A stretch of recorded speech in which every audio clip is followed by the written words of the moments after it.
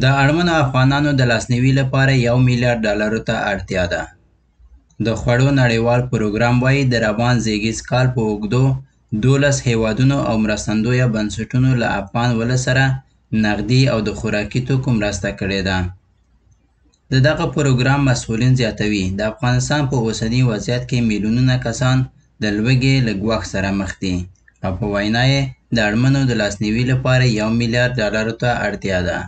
د خوړو نړیوال پروګرام وایي دې بنسټ په زېږدیز روان کال کې د نیوزیلند، هند، سویلي کوریا، اروپایي ټولنې، د اسلامي پراختیایي بانک، ملګرو ملتونو او خصوصي مرستندویانو په ګډون له 12 هیوادونو او بنسټونو مرستې ترلاسه کړي دي. تر دې مخکې د سرې میاشتې نړیوالې کمیټې په یوه راپور کې ویلي وو چې په افغانستان کې نږدې 20 میلیونه کسان چې د ټول نفوس 40% جوړوي کافي خوړو ته لاسرسی نه لري.